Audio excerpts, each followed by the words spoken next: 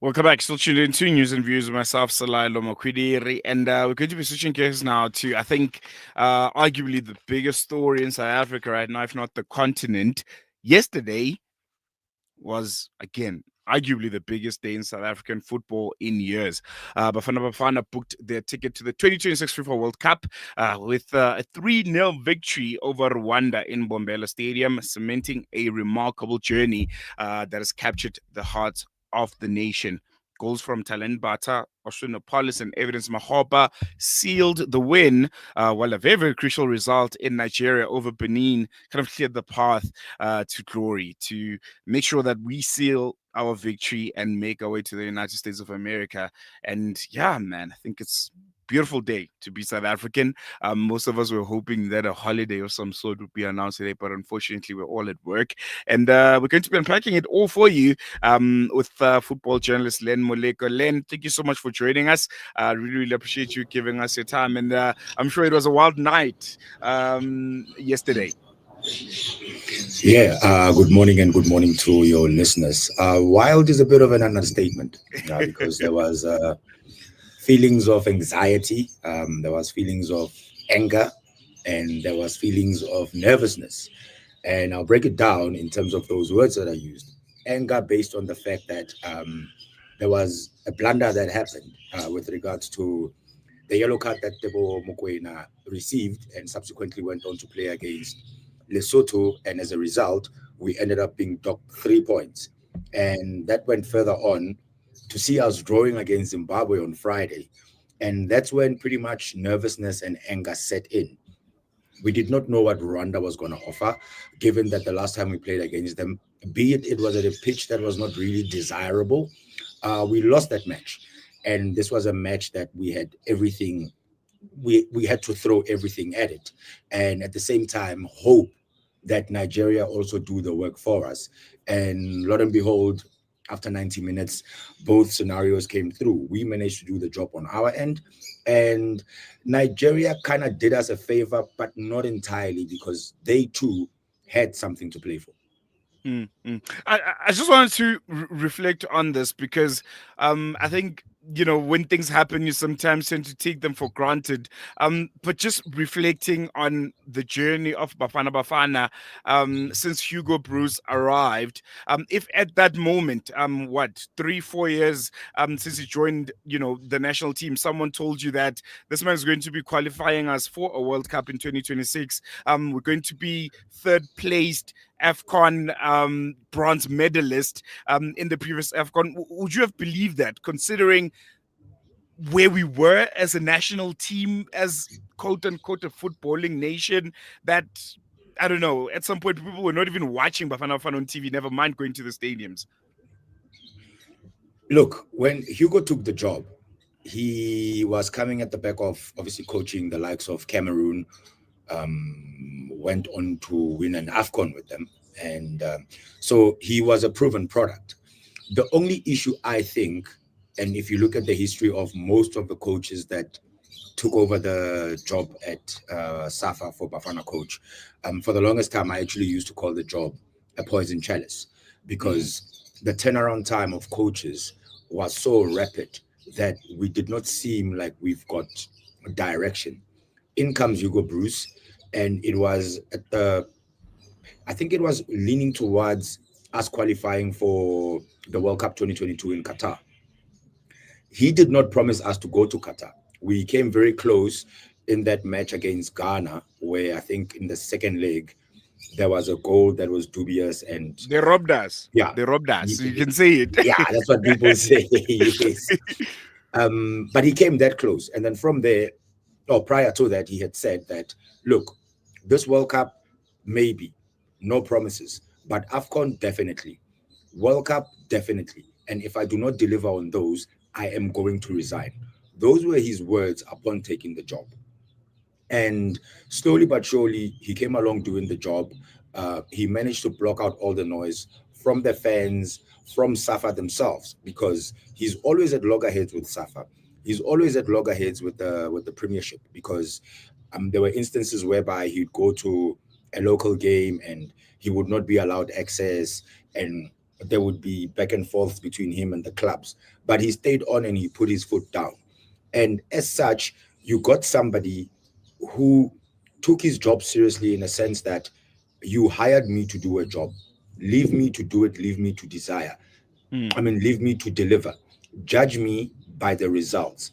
Do not judge me because I did not pick a certain player from a certain club and such and such and such. And this is why you find him on a string of, I think it's about 20 games unbeaten, um, top three in the world, alongside the likes of your Senegal or Morocco, if memory serves me correctly.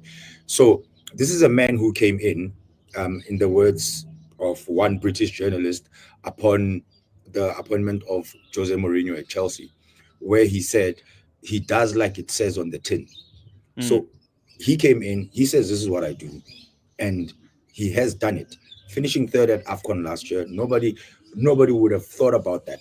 More so because we lost our opening game, and now going on to qualify us for a World Cup for the first time since 2002. Yes, we played in Mm. 2010, but that was by virtue of being hosts.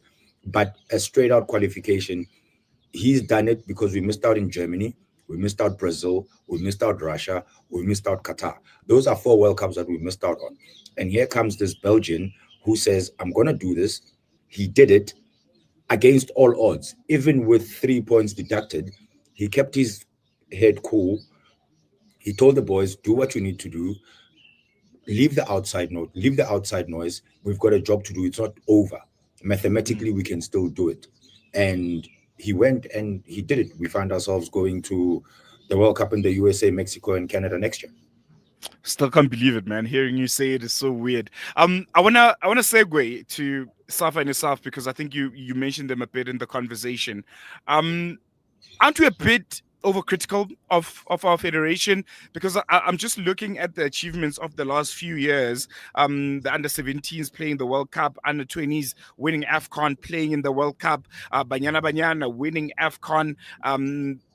Bafana Bafana now playing, in the AFCON, third place bronze medalist, after also missing, I think, so many editions of the Continental Showpiece, and also now qualifying for the World Cup after since 2002, as you mentioned. Safa and South and Denny Jordan, haramu press too much, nyana, man. I think we enjoying a really beautiful period in South African football that we haven't seen in a very, very long time. Should we celebrate a fish for swimming? Ooh. Aren't we being overcritical? But we need to be, because a lot of things have not necessarily gone all right. Yes, there were appointments that were made. I'll mention one, Walter Steenbok, Mm. when he was TD at SAFA. He put in structures in place that saw the under 17s, the under 20s, sort of like creating an ecosystem whereby he goes to the clubs, he goes to like various stakeholders to make sure that, okay, upon finding an identity of how we are going to approach things. Because if you look at it, the national team comprises of almost 90% locally based players. It's the likes of maybe Nkota, um, Lyle Foster, to mention but a few, who are based overseas. The bulk of the players who make up the bulk of the Bafana squad are locally based. The bulk of the players, or some of the gems in the Bafana squad, come from the DDC league, which is obviously the, I want to call it the development league in the in local football. So there's somewhat of a identity that has been created from a South African football point of view. It's almost like they took a page out of what the Springboks do, because the Mm. Springboks have a unified style of play, which Rassi will sit down with all the unions and almost give them like a playbook on some, okay, cool. From the player's point of view, this is what I'm looking for. This is how we approach things. These are the kind of players that I'm looking for, and this is how you develop them. And I think Walter Steenbok, upon coming in and putting those measures into place, has almost crafted what we see the Bafana team to be like right now. And also, we can give credit to the likes of your Sekhukhune United, TS Galaxy, Orlando Pirates, Mamelodi Sundowns, to name but a few clubs, who have actually also become those feeder clubs to the national team and producing quality players that are actually able to go on the continental and the world stage to actually see that, okay, this is how we perform. We fear nobody. It's 11v11 unless if there's a red card.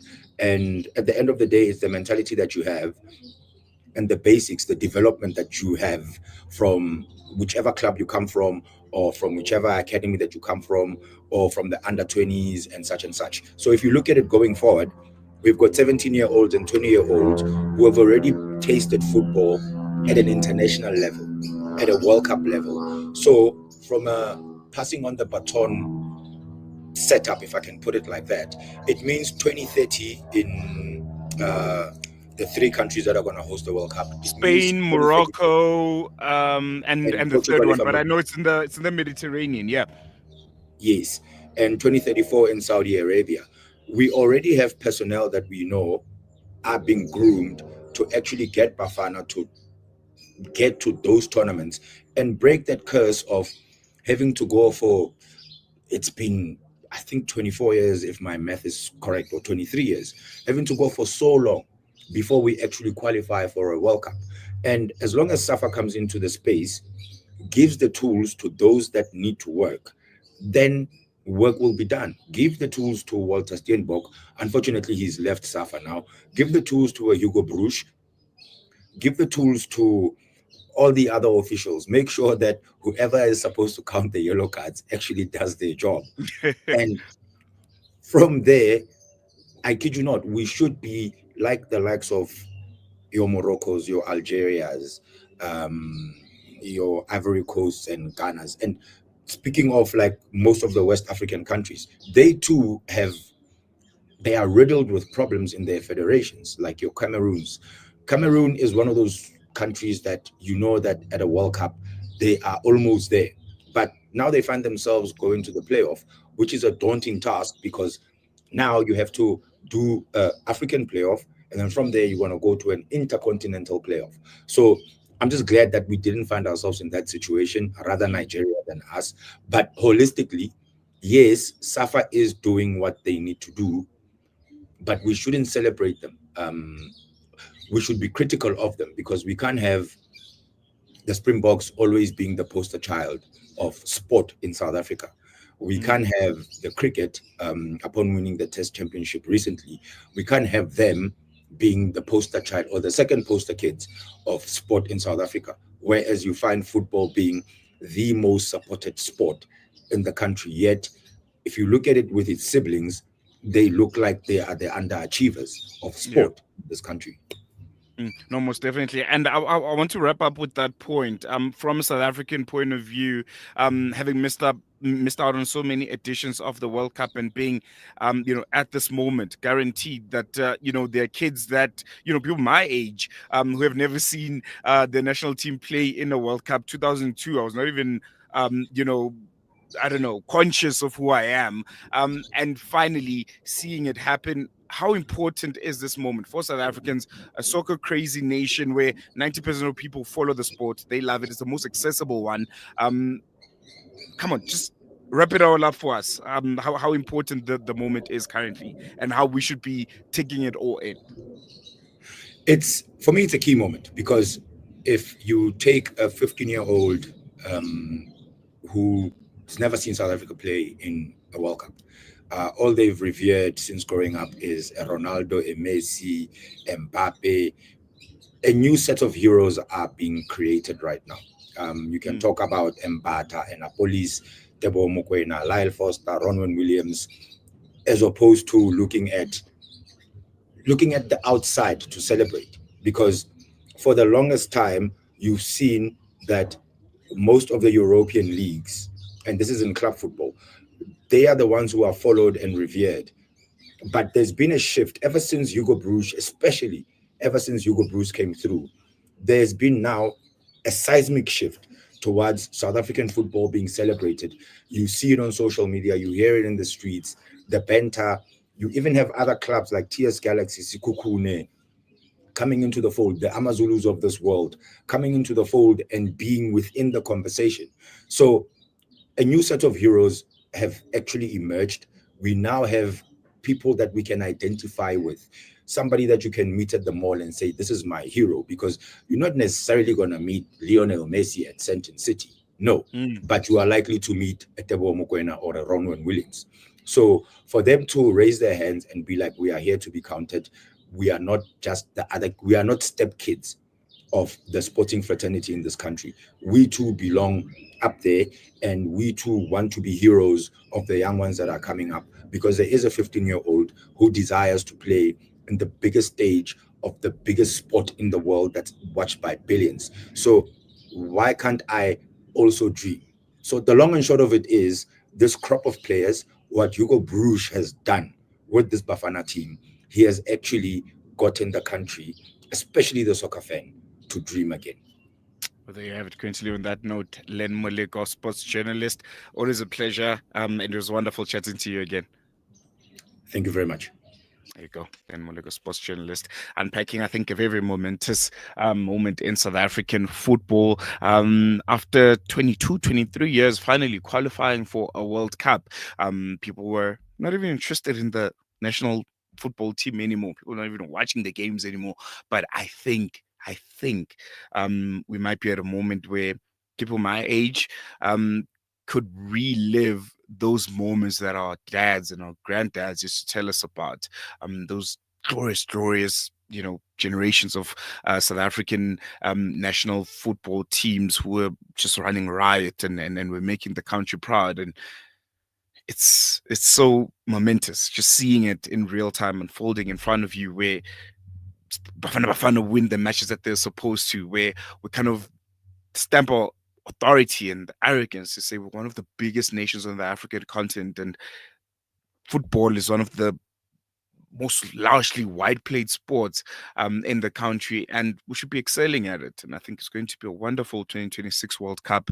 We're not going to be Bluetoothing our emotions to France and Spain and Argentina. We're actually going to be watching our boys, Bafana Bafana. And for parents also, I'm tired of seeing your kids wearing Lionel Messi shirts and Neymar and Cristiano Ronaldo.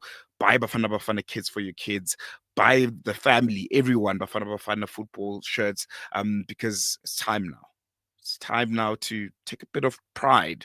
I think one thing about football, it's in a lot of ways aligned to the national mood. Eh? Kaiser Chiefs fans will tell you that when Chiefs is not doing well, the mood of the whole country becomes a grey one. But I think this time around, it feels different. It feels like you always thought it would feel. And I'm excited for it. I hope you're excited for it. We're going to take a quick break. News and views will be back after this.